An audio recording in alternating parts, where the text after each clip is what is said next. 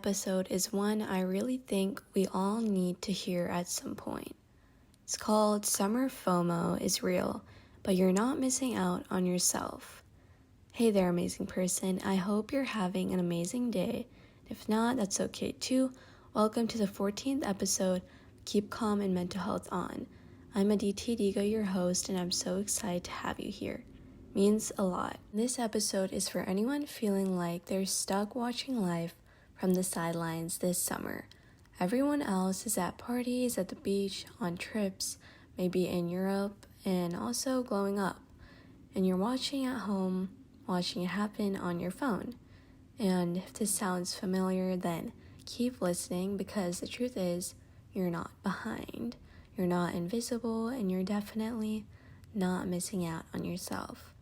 So what does FOMO actually feel like? The fear of missing out? It's not just a buzzword. It's a real emotional response. In summer, it gets louder. And here's what it sounds like inside your head. Everyone's out tonight except me.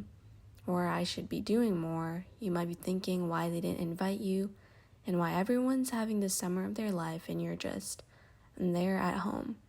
And maybe there's a sinking feeling in your chest, that scroll that turns into a spiral.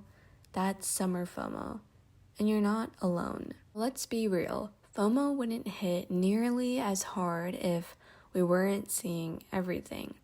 You open TikTok or Instagram and boom, there's sunset beach photos, aesthetically perfect rooftop dinners, travel vlogs, glow-up edits, and friend group selfies where you weren't included. And suddenly your quiet night in feels like failure. But here's the reminder I have for you. Social media is a highlight reel and not the whole movie. You're seeing someone's 10-second best moment, not their anxiety, their lonely nights, their messy kitchen, their fights, or their screen time. Even though there are some influencers that are slowly starting to show this. You're comparing your reality to their edited reality. And that's not fair to you. So why does FOMO hit so hard in the summer?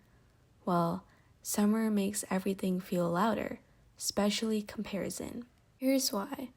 No school means less structure, which means more time to scroll, and everyone's going to be posting more because they're out more on vacation. And there's this unspoken pressure that summer should be fun, aesthetic, spontaneous, and full of core memories. And if your summer doesn't look like that, you feel like you're doing something wrong. But there's no one right way to do summer. Your summer isn't less valid because it's quieter, slower, or different. So let's flip the narrative for a second. FOMO, especially during summer, tells you, look at everything you're not doing. But mindfulness asks, look at everything that you are right now. When you ground yourself in the now, the book you're reading becomes a journey, the walk you took becomes a medicine, and that deep talk with a friend feels like more healing than any party. Mindfulness is about presence, and when you're fully present with yourself, you realize you're not missing out. You're just living differently. So what about JOMO? The joy of missing out, and it might sound funny, but yes, it's a thing, and it's powerful. Well, JOMO is choosing rest over FOMO, and noticing that peace feels better than pressure, and realizing that being left out isn't always a loss. And sometimes saying no to plans gives you a night of real sleep, time for creativity, and clarity about what you actually want. And sometimes the plans you're not a part of, well, maybe they weren't meant for your energy, and that's okay. And if I'm being honest, there was a summer where I felt like everyone had a thing going on. They were either traveling, thriving, launching projects, and I felt like I was just sitting at home and watching it all. Every post made me shrink a little bit, and I felt invisible, like I was wasting my time over this summer. But then I stopped. I took a weekend off, walked, journaled, painted, and danced. And for the first time in weeks, I felt more present, not with the world, but with me. And sometimes when you're not in the moment with others, you find more moments with yourself. So how should you gently deal with summer FOMO? So if you're dealing with FOMO right now, here are some more gentle ways to reframe it. Number 1, you can acknowledge it. Make sure not to shame it though. It's okay to feel left out. That doesn't make you weak, but it does make you aware. Number 2, limit your scroll. Even just a 24-hour break can make a big difference. So log off, step into your world. Number 3, make your own joy, even if it's on a smaller scale. Buy yourself your favorite drink, watch the sunset or the sunrise, and celebrate your tiny wins. Number 4, reach out intentionally. Instead of waiting to be invited, text someone you trust and ask them if they want to hang out instead. And number 5, lastly, practice gratitude. Genuinely. Every night, write down 3 things that made you smile, even if they were small. FOMO shrinks when gratitude grows. So let me tell you something I feel like no one ever told me. You are the moment.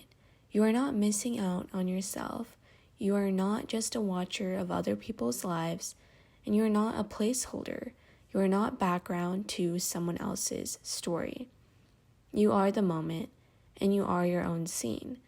You are your own highlight reel. The best parts of your life, they don't need a filter. They just need your presence.